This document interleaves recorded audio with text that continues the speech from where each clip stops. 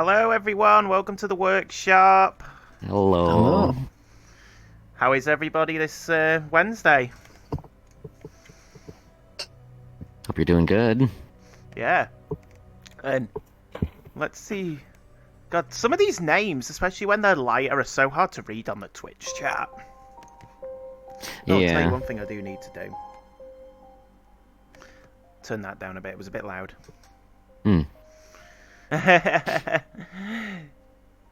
Hope everyone is having a wonderful day. Yes, we are. We are indeed having a wonderful day. I'm doing pretty good. Starting to warm up again, though. Oh, yeah. It's been pretty warm here, too. Yeah. I hate it. I'm ready for winter.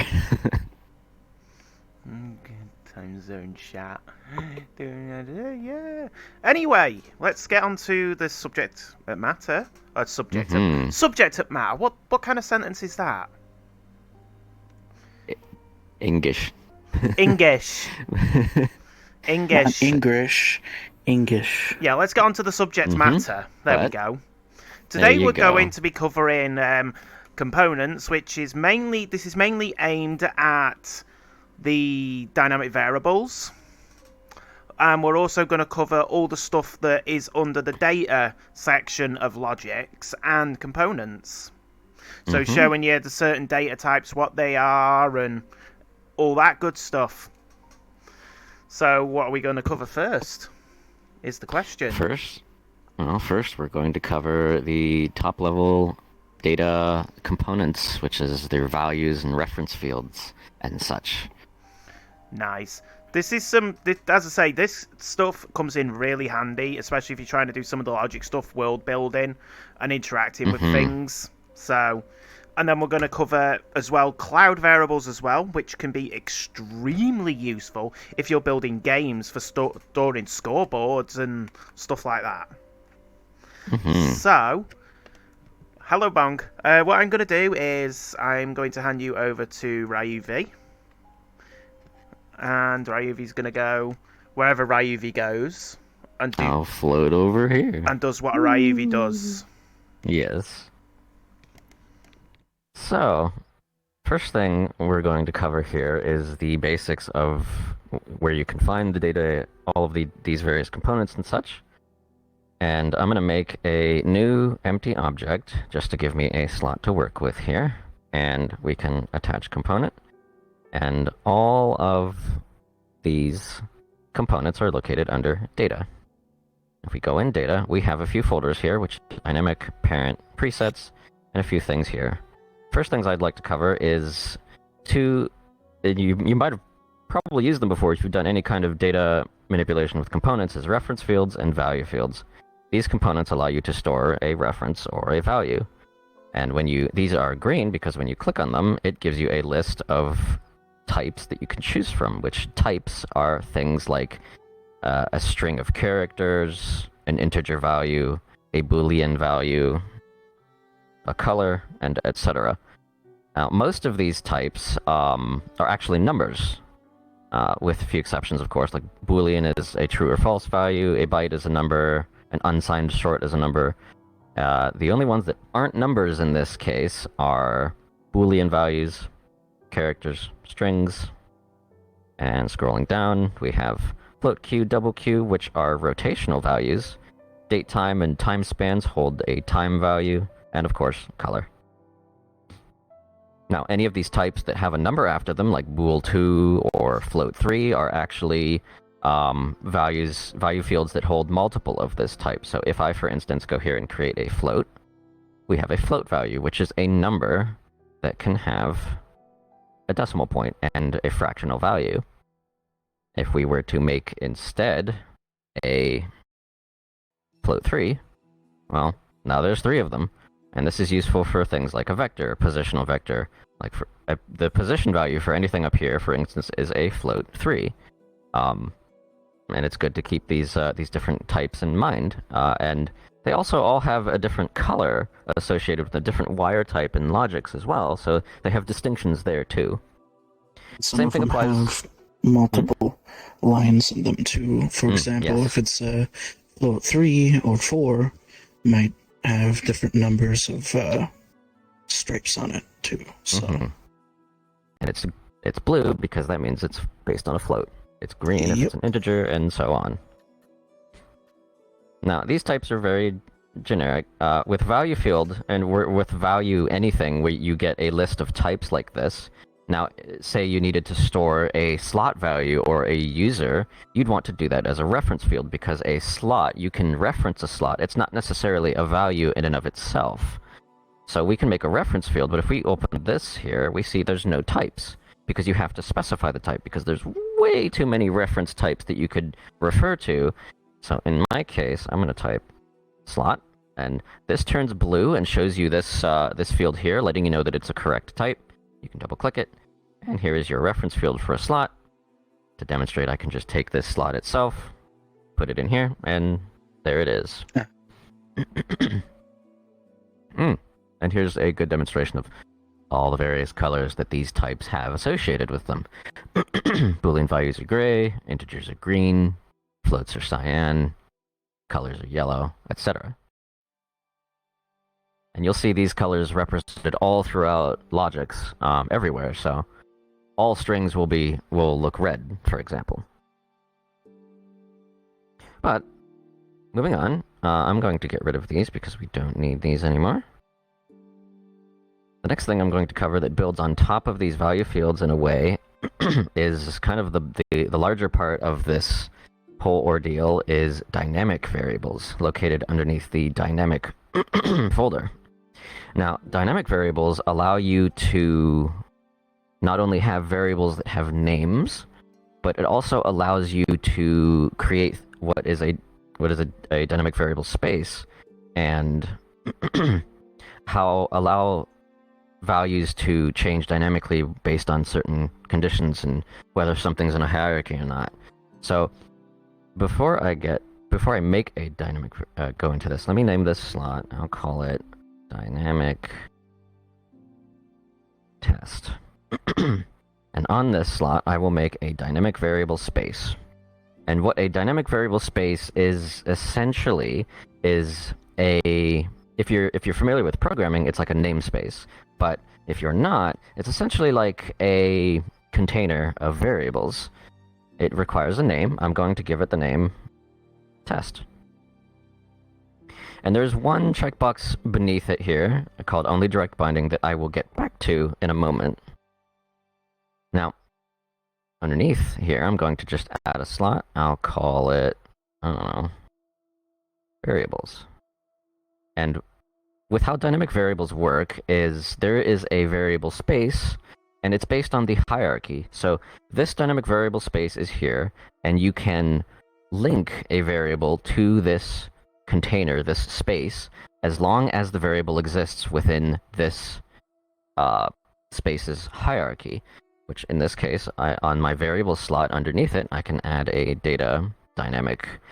And let's pick, for instance, a dynamic value variable, which is a dynamic value, which you can access and such. Let's make it a integer. Let's give it a value of 8. And let's give it a name.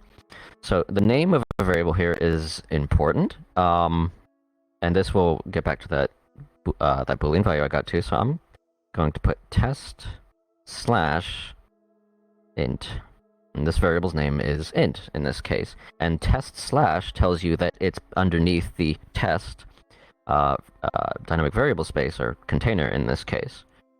Now, if you don't have this only direct binding checkbox checked, then you don't need this for that specific variable space. Because if you don't specify a space name in the variable, it will pick the closest relevant space that it can choose. Now, if you have lots of nested spaces and things are getting complicated, generally it's a good idea to check only allow direct binding, which what this does is this value will now no longer be accessible underneath the space test because it's not specified to it, and because test only allows direct binding. What this means is if I want this value to be associated with that space, I need to specify it specifically. like so. Now, let's say I have somewhere else in the hierarchy here, let's just say other, and over here, we have our variable defined here, which is test/int, and has a value of 8. And let's say over here, we need to use this value for something. Then, let's say we're going to drive an integer value field, which you can see I made that I described earlier here. And this value is 0. And let's say I want to dynamically control this value wherever it is. Then I can choose dynamic. Let's do a dynamic value variable driver of type int. I want to drive this value. And, see right now the variable name is not defined, so the value is exactly the same. But if I go in here and I type test/int, it gets the value of the variable that I've defined elsewhere. You can also provide it with a default value. If I go over here and change the value, naturally, it changes here. Now, dynamic variables are great in that you aren't just limited to one variable. I can have another slot here that also, let's say, just for the sake of argument, that these are in 2 different places in the hierarchy, but they're underneath the space. They both get updated when you change the initial value. And we can do this for multiple other things too. Well, let me take a step back.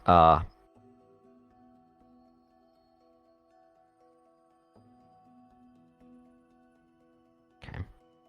So what we've set up, let me just float on over here. One thing that we've set up here that might be useful to show you is that these text values here are actually associated with a value that has been set up in the world. And that's one thing to cover, is that there are actually some variable spaces underneath the world that are already set up for you to use. In this case, I'm going to create here a dynamic value variable of type string, and I'm going to call the variable name world/text.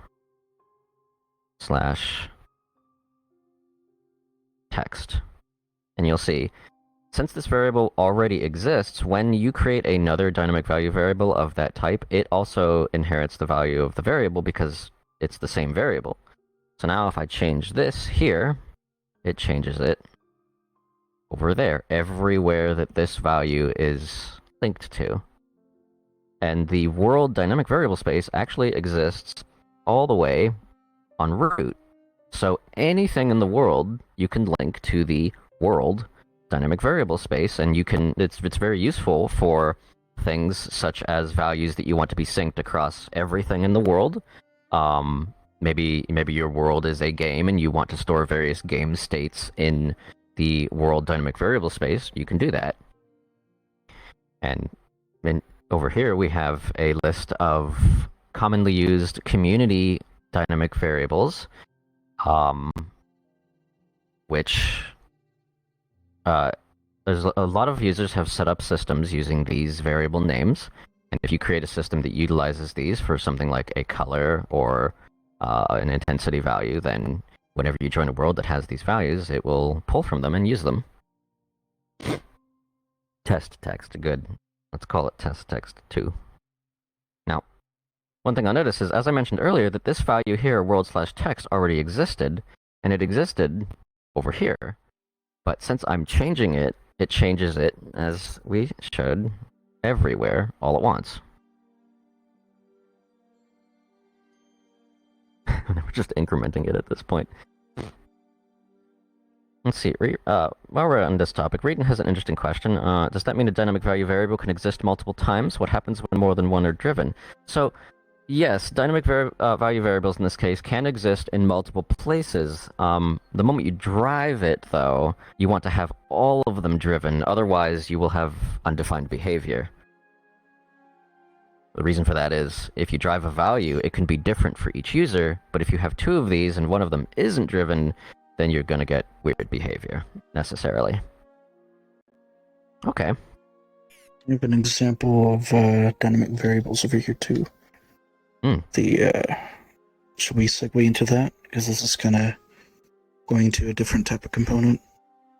Well, before we get there, there's one thing I want to cover, and that is just the general dynamic components itself, Yes. with which there are quite a few here, and it's a little bit hard to tell the difference between, what's the difference between a dynamic reference and a dynamic reference variable? Well, generally, dynamic field and dynamic reference allow you to take another field, another type, like this position value, for example, and use that as the variable instead of a value that's assigned to the variable itself.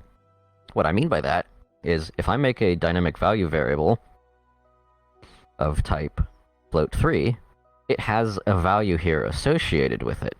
But let's say I wanted to dynamically control the position of this slot, then for that case, we can use a dynamic field of type float3, and you'll see it has a target field here, and I can just take the position, put it here, and now, if I were to control the position of this somewhere else in the hierarchy, it would change these values directly instead of changing the ones that are associated with the value itself.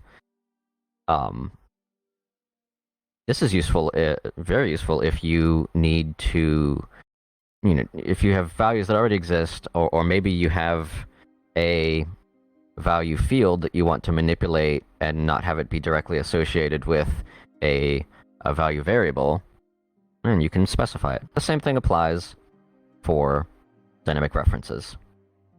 Now,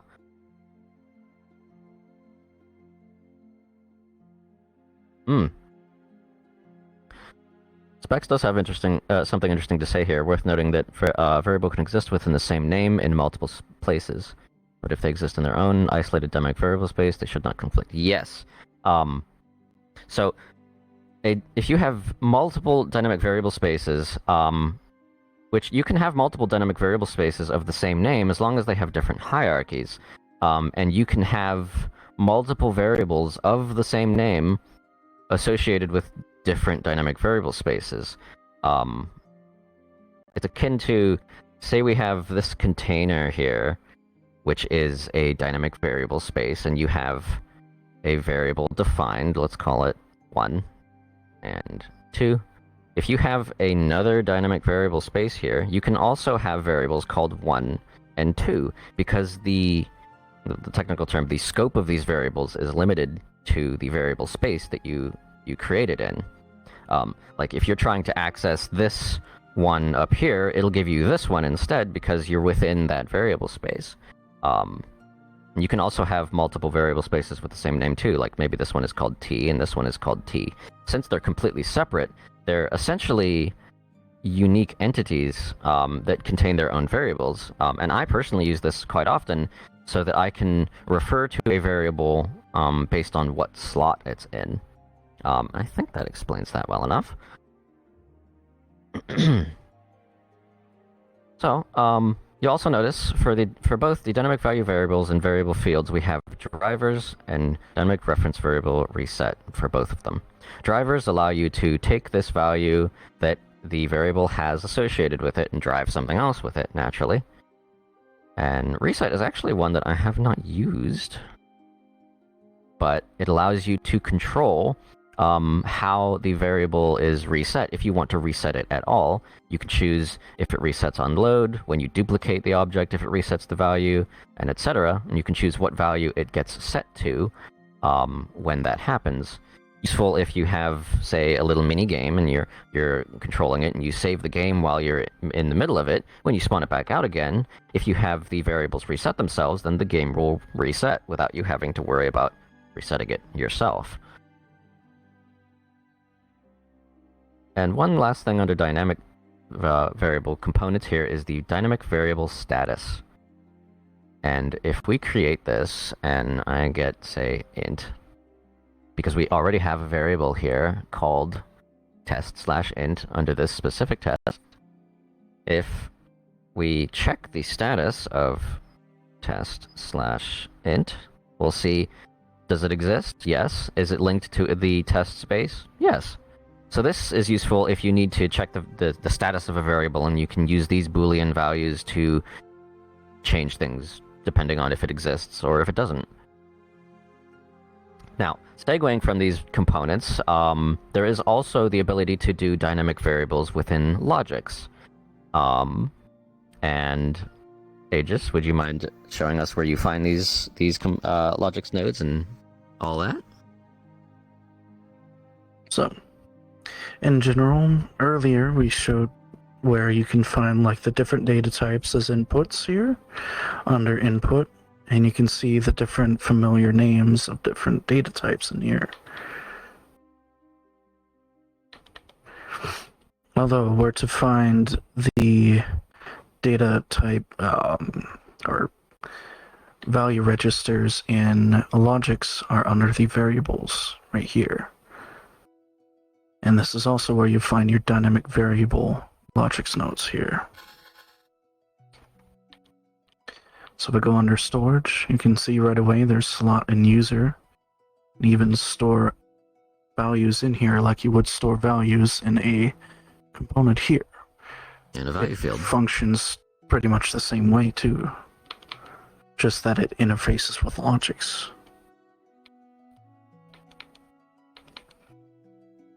And with dynamic variables, for example, dynamic variable input, I can spawn this out here.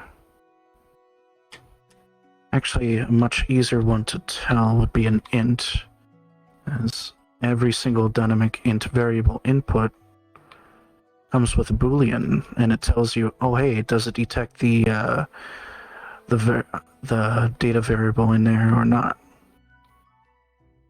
Of course, you can type in the tag of what the variable is, and it will not function correctly unless if you pack it under the Logix that it's supposed to be in.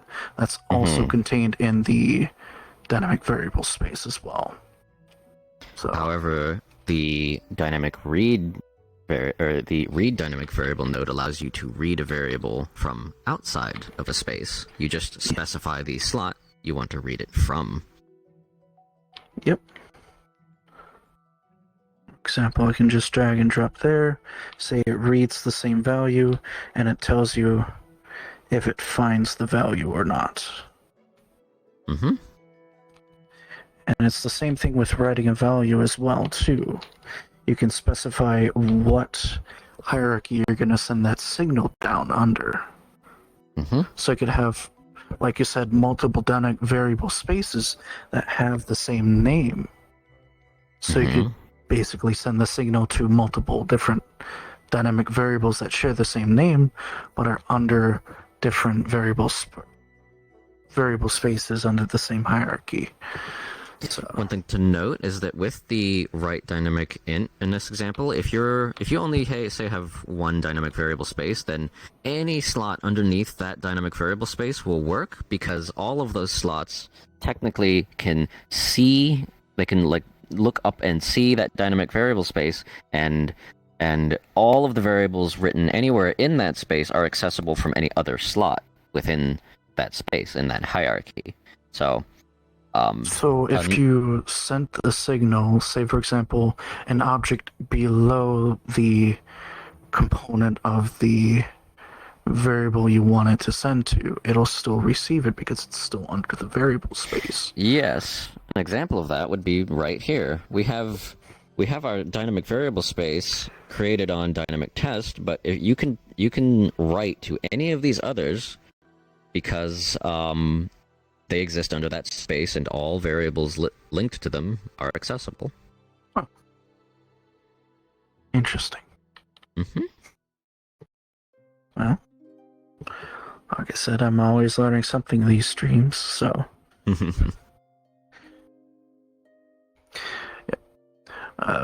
Big example that I got working with a lot of these dynamic variables is this minigame I'm working on.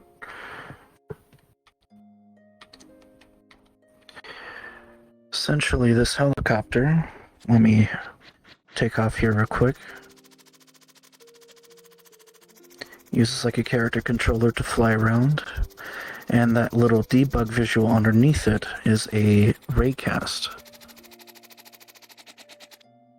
So, what am I using that raycast for? Well, every time it detects something new that it sees underneath it, it writes the slot under a dynamic variable. And you can use the slot as a dynamic variable as well, too. Mm-hmm. So you can store what it is, and then you can reference that, say what kind of tag it is, and what name, or where it is located in the hierarchy, too. You can also store a user value. Mm-hmm. Right here. So every time when I interact, or anyone interacts with the controls of this helicopter, it writes the user that's controlling it. Therefore, making it the game essentially run off of the user that's piloting it. For example, when I hover over this helipad right here, it detects it and does like an auto landing sequence. Mm-hmm. There we Now, go.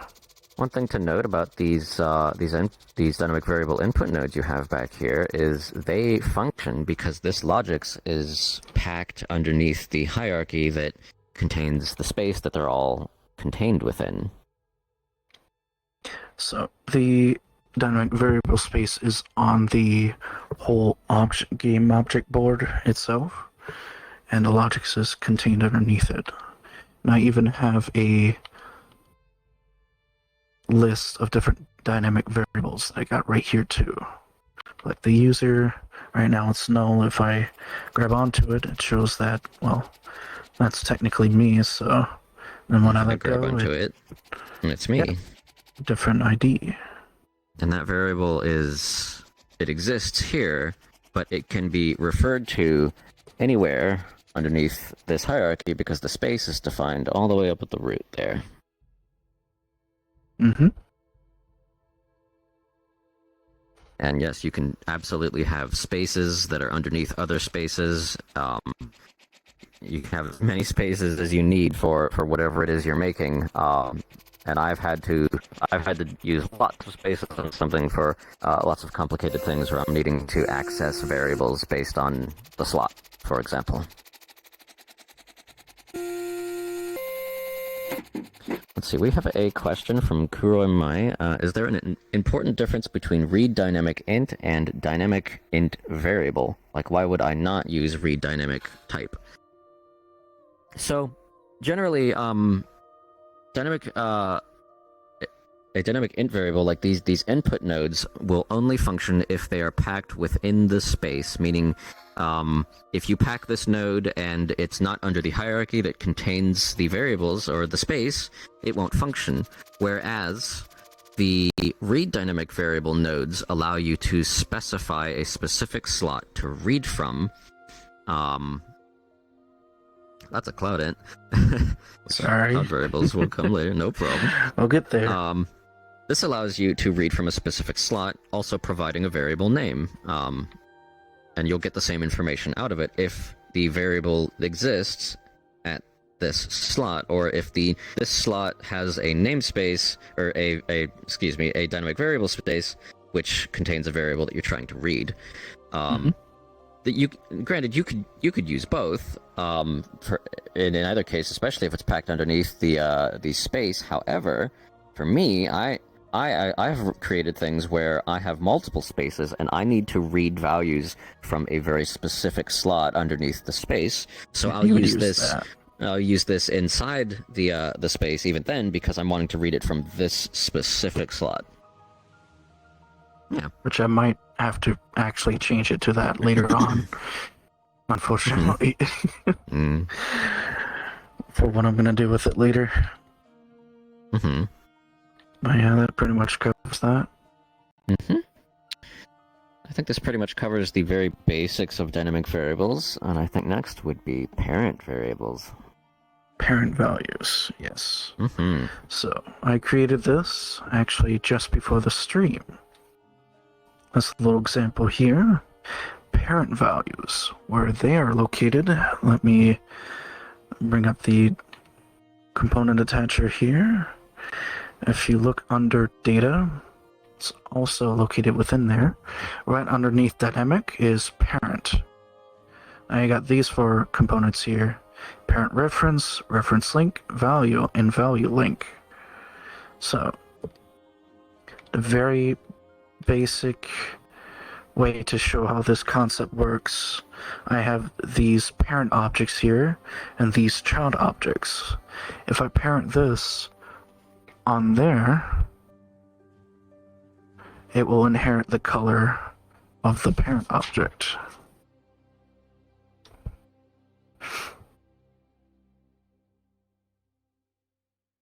No matter That's the actually pretty object. cool. Yep. There's lots of use cases for this. Could probably connect multiple different wires and see like some kind of thing going. Hmm. So, what is it doing? All right, let's open it up here quick, and I can actually see here. Let's take a look at the green one, for example. So I got the box. That's just a box. But I have the snap target. That's what we're going to have to look at. Now this I've used before for things like weapons as well, where you attach a magazine and it will inherit parts of the gun. Say if you change the material of the gun, it would change the material of that in a multiplexer. But in this case, I'm changing the color. So I got a material here. I just changed the color of it, but I have also this parent value. This parent value here is what I'm storing, and what I'm sending to this object to change. So I also can specify a tag as well. So parent value test, I added an abbreviation for it. And the tag is kind of akin to a dynamic variable name. Yep. Sometimes I get a little bit confused because of like the similarities between those, but they're both useful in their own sense as well too. So I'm going to open this one up, the child object, parent value box, and this is the snapper object, so it'll snap onto that snap target. And if I look here, I got the parent value link. Now this material, I actually put it under this target here, as I selected, or when I selected the parent value link. So what it does, it's looking for the parent object that is above it and seeing if it has the same tag. If it says yes, okay, use that instead of the default you specify. Mm-hmm. So if I change the default to say like yellow, it changes the box because it's already being driven. This drives whatever value you have. Say if it's like location, rotation, whatnot. And it's the same deal with references too. So I'm gonna change now, it back. Even though you're changing the default value, would that affect the color that it is when it's parented? So let me change it back to yellow, for example. Deselect. Oop. Nope. And when I let go, actually I can make this auto snap real quick again. That's very cool. Yep. Where's the box glitter? There we go. Modern says, parent value, didn't even know this existed. Yeah, I didn't for a while either. You learn something new every day. Yep. The basement nerd showed me that as I was trying to make a weapon that can, because it had like different weapon skins of the weapon, and the magazine didn't change with the weapon. It just stayed the default like material. So I had to figure out how to do it. And it was like, okay, I can use an integer that changes depending on the setting you put on the gun itself. When you attach it onto it, it automatically changes to it. So, I guess to clarify, it seems like the parent value link will look for a parent value component with the same tag, and if it finds one, it will use the parent value's value instead of the default one associated with the link. Correct. So in essence, the data flow goes from parent value to parent value link, or reference, either way. Mm-hmm.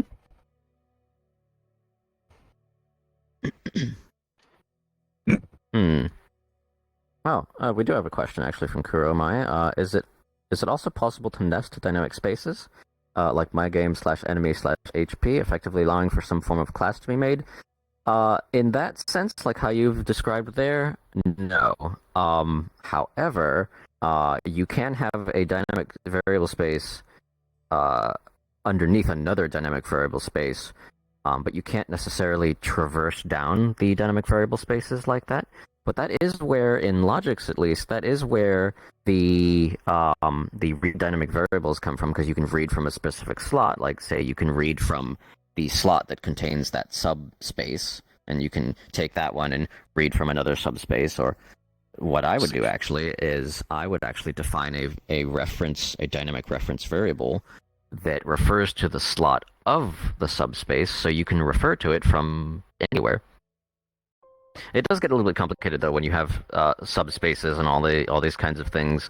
But in general, no, you can't traverse down spaces like that in the variable name. So Although that would be another, pretty cool. yeah, another. Wait, did you answer the thing about the globals? I did not. Well, you can go ahead and answer that.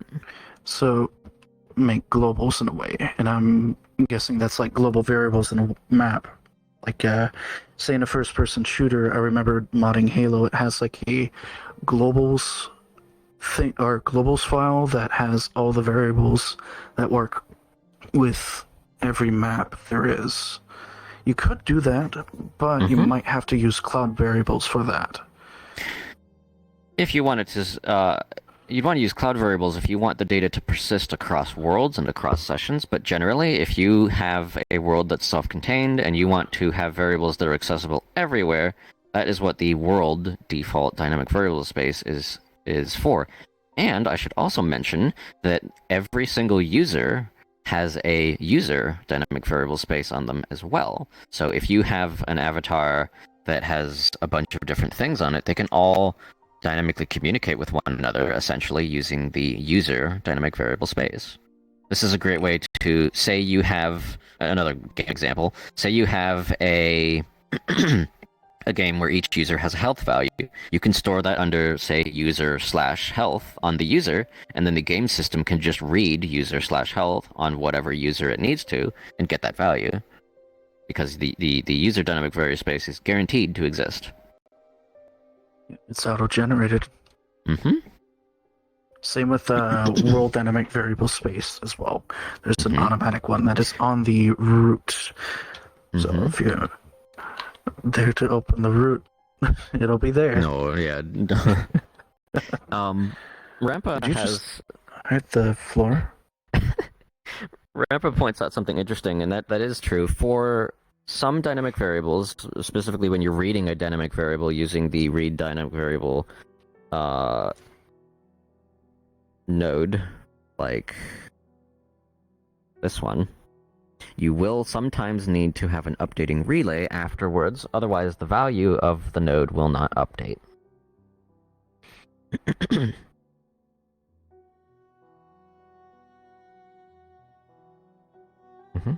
Specs mentions, so for example, user/something and user/player.ammo. Yes, in essence. Okay. So that covers, I think, in essence, parent values and on a little bit more on dynamic variables. However, there is one more thing in here in a folder that we can cover. And I'm going to make a new empty slot to show this. And these are presets, preset values. Now, I'm not going to make it on this slot just yet. I'm going to call this preset test. And under here, I'm going to call this preset 1. And I'm going to duplicate this slot and call it preset 2. Now, how the preset system works is it allows you to, given a set of presets, you can turn on and off different presets, essentially, and change multiple values at a time. In this case, we want, for each of these presets, so we want to have a data preset. And on preset 1 and on preset 2, I'm going to add another data preset.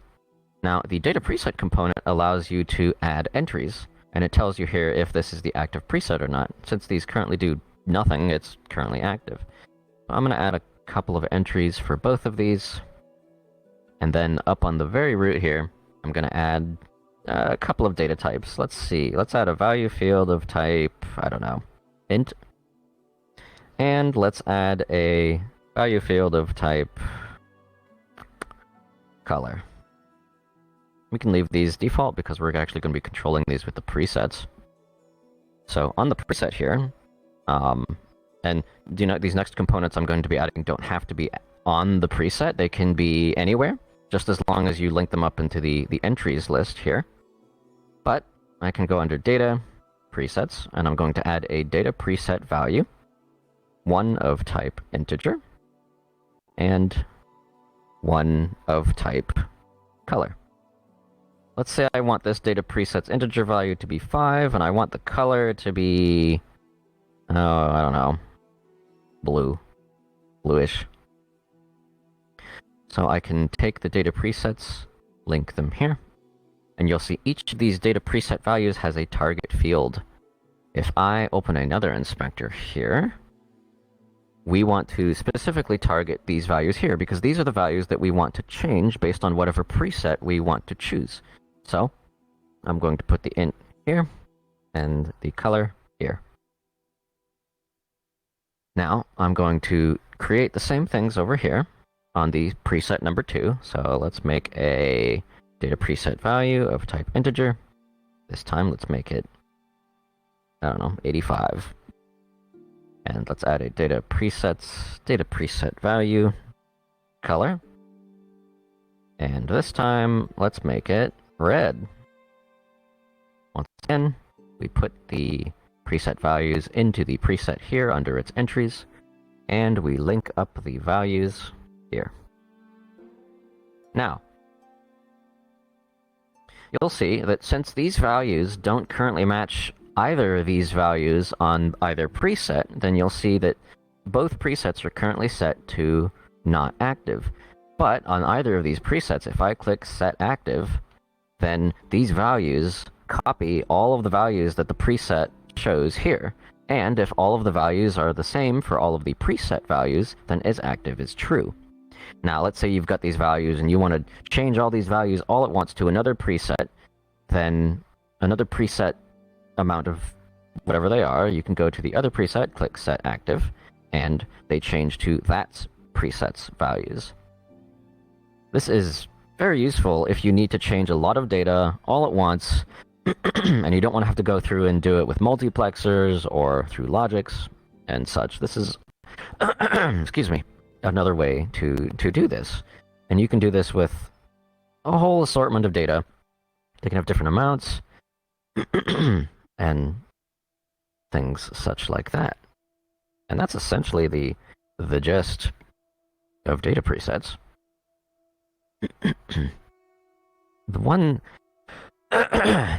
throat, please, excuse me. The one last thing that we could shortly cover, at least dealing directly with data, is cloud variables.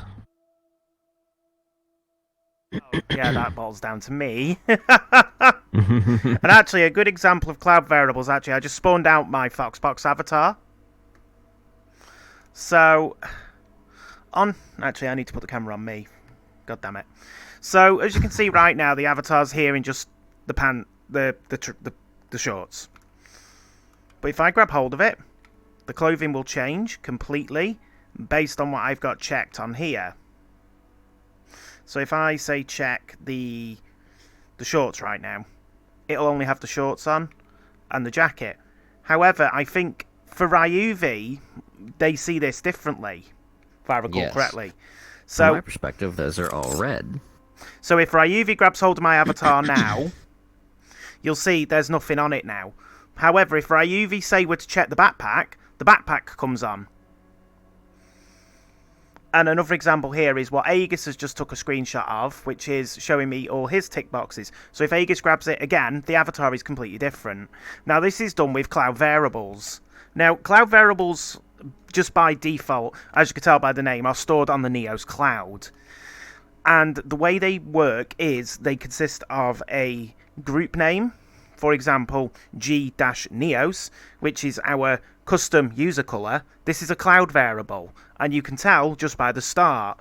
It'll either be G-group name or U-name. So for example, if I had a cloud variable that has storage for me, like I'll use my shorts for example.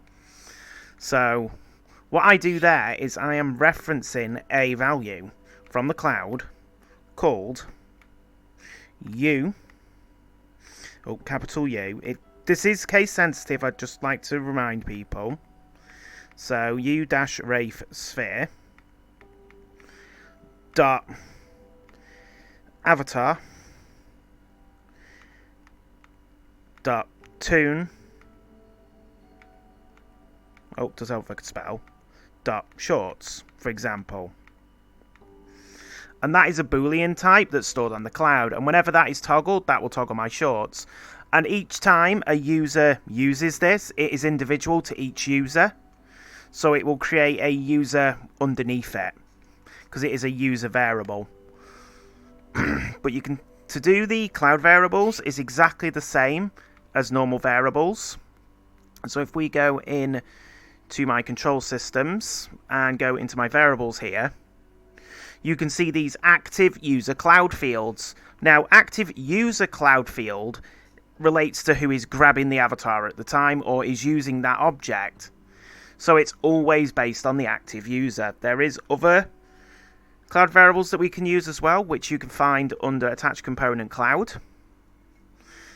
And then you go under variables and you'll have active user cloud field, the active user cloud value variable, cloud variable field, cloud value variable, and cloud value variable driver. Now these are exactly the same as the, brain fart here. Dynamic? These are exactly the same as the dynamic variables. Apart from, as I say, they are defined by a username. And these do go cross-world. So they carry you around wherever you go. So say I've got this avatar on right now in another world. And I go away into and focus another world. And change stuff using these cloud variables. Even the away version of my avatar will update to reflect those changes. And it's a fantastic way of storing values for a player, for a game. You could store scoreboards and various other things in this shape and form. It's like, I've seen people that have used the boopers, for example, and they actually use cloud variables to track the amount of people that have touched their nose or done extra things with it. There are other things as well that you can do with cloud variables, and with this advice, I advise you to go check out Probable Prime's video, because he does an excellent cover of all of cloud variables and how they work. Because for us to cover cloud variables right now, in the scope that he did, would take us probably about 2 to 3 hours. Oh, yeah. But basically, the easiest way to think of cloud variables is they work exactly the same as dynamic variables. They're just on the cloud. And to set them, you send commands to our NeoSpot. And information on that is available on our wiki, which you can find at wiki.neos.com. I would also just like to note that if you do go on our wiki right now, there is an issue with the SSL certificate. Please don't mind that. But I think pretty much you covered a lot of the stuff already with variables, which means I don't really need to cover too much on the dynamic variables. It's just, as you say, the way that the groups work. And some dynamic variables can only be written to in user space as well. Yes. So that is if you set the dynamic... Because dynamic variables have definitions. You have got... if I remember correctly, you have got safe, which is that allows you to write not to it. And then you've got unsafe. Here we go. Actually, let's have a look. Can I remember these off the top of my head? Probably not. No, I can't. But you have an unsafe and a safe. If it's in safe, that can only be written to by the user in user space. If it is owner underscore, I think it's owner underscore unsafe, it can only be written to in... It can be written to basically anywhere by the owner of that variable. Which in this case, the Foxbox uses owner unsafe, which means that anyone that grabs hold of it can write a variable for themselves, but it will not overwrite a variable for another user. Each user has their own stored variables associated with the variable. Well, it's like it's like using G Neo's custom user color, for example. Here, actually, let's create a new 3D model box. Oh, big box. Let's compress the box down. Small box. Yep, we'll select the box, open up an inspector. And what I'm going to do is I'm going to attach a new component. I'm going to attach a cloud, variables, and I'm going to use the active user cloud value, the top one here. Oh, and we're going to grab this on a type color. And I'm actually going to copy this. I'm actually going to cheat because I can't be bothered to actually type that out. And now, when I grab that, if you look, the value change. Actually, let's do this as a driver.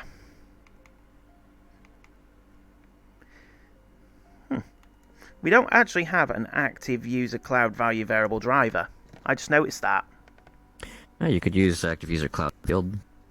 Yeah, so we'll use active user cloud field, and we'll do that as a color as well. Yeah, that's the one, and we'll set the path there. And what we're going to do is we're going to set the target to the albedo color of this cube. So when I grab hold of that cube, it'll go red. And if I grab onto it, it goes purple, because that's the color I have set up for the value. Or for the cloud variable. So, as I say, that's the way that cloud variables work. You can literally just have a cloud variable set per user, and each one will be different. But yeah, as I... So, what's this? So, dynamic variable spaces use a / for space / var, but cloud variables use a dot for space dot value. And that can nest. I'm not sure if you can nest the variables together, but you can use them under the same type of name. It's like with my avatar one, for example. All mine are, as you can see here, racesphere.clothing.toon, racesphere.clothing.toon.scarf, racesphere clothing toon underwear. It's just to make life easier to find them, the way that I name them. Yep. Right, I think that brings us on to a nice point where we can go behind the desk, because we are coming up on the just shy of the 5-minute mark. You can answer some questions. Yep. Right, let's put the camera up here. Right, Techie Fox, to answer that question, please read announcements in our Discord. Look who's here. What? Move back. Hello. Move back ever so slightly. That's it. Now you can go back down. Hello. Perfect. His angle's wrong. There we go. Hello. Hello. Hello. It's the Fruit's head. Yeah, we are. It's like last time. We won't comment on things on live stream. So. It's best to just refer to our announcements in Discord and twit longer. Is there... Right, my question got skipped. Is there one spot that allows you to view a summary of all cloud variables that you have ownership? Frooks? I'm actually not sure we have a command for that. Let me check. There we go. We'll get Frooks to check for you, Seeker. That's actually No, a it's question I had but back in my mind.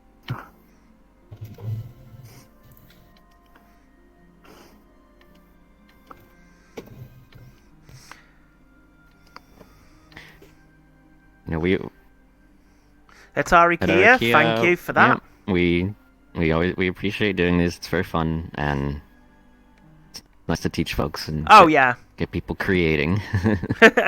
it's always fun because it's always the amount of planning we put into stuff as well. You know, we do quite a lot of planning for the workshops, especially if it's not something that we know about too well. We actually spend nearly a week playing around with certain things, learning new ways to do them and to make them more efficient. Yeah. Yeah, So we learn things too.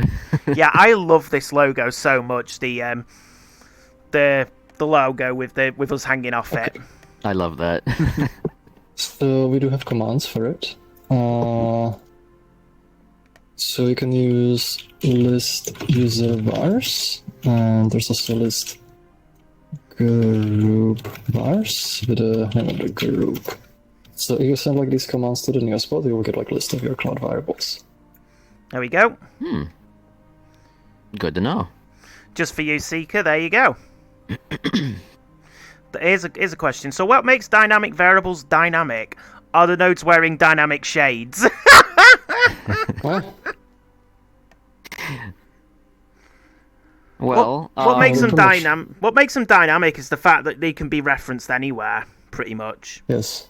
and Like move them, you can put them anywhere into hierarchy, and then you can move those objects within hierarchy, and it will automatically like link with whatever variable space they're in as it kind of moves around. As we covered before, actually, the world color ones and the intensity ones are a really good example of dynamic variables in play. Because you can change those and add them to your avatar, and then you'll go into a world, and your colors on your avatar could change. I have certain avatars where the clothing is reactive based on a world. So if I go in a world and world color is set to, say, orange, my clothing accents would change to orange, for example. And then if they've got the intensity wired up to a music system, my clothing would also pulse to the beat of the music. pretty cool. How do you write to a cloud variable? I've been having a lot of issues with it. Well, you've got to create the cloud variable first, is the key here. Once you've created the cloud variable, you can then write to it. You can use Logix to do this, or you can do it through components. Yeah, It's also like a there's- command where you can like vary from like using it, like if it's something you just want to do like once. Yeah. Also, something worth mentioning, cloud variables can have a delay. Yeah, not that much, though, usually. I don't think we've never had a 5-minute delay on cloud variables, because we used them, funnily enough, for Sojourner Island. It will depend. Like if you're in multiple worlds, they will sync across those worlds in real time. But if you like one user, you are changing the cloud variable, and then you have like a different user in a completely different world, that will take a little bit of time to propagate. That's not real time right now. We do want to like implement so it uses like the Signal IR like service like for push notifications, so it's always like real time. But right now it'll kind of depend on the scenario, whether it's gonna be like fully real time or. Okay. It takes a bit.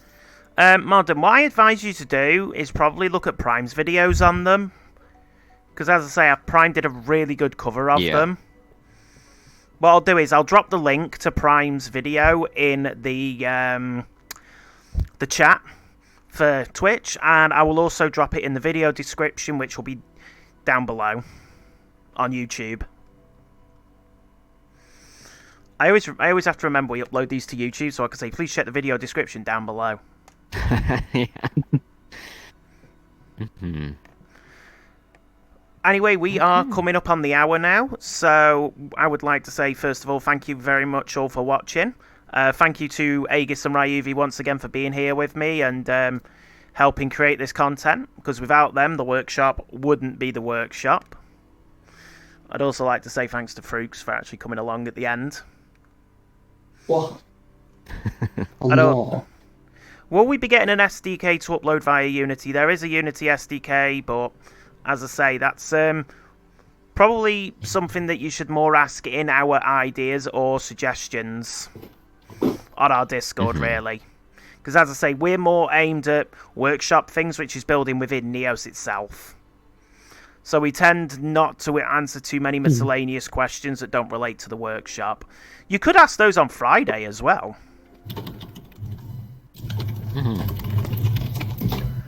Yeah, it's always great to see how-to info in an hour of time. Yeah, we always try to make the workshops an hour. Get muted.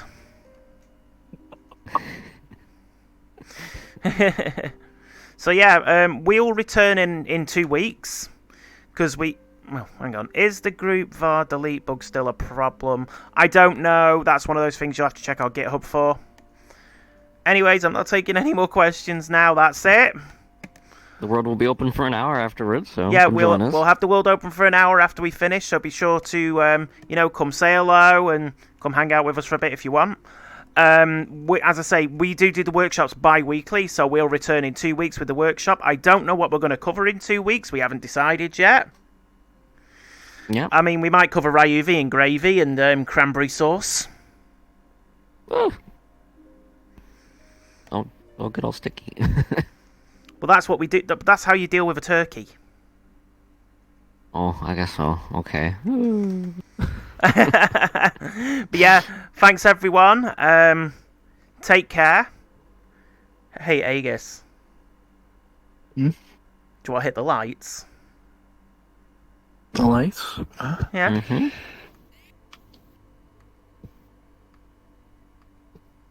There we go. Bye-bye. Bye-bye.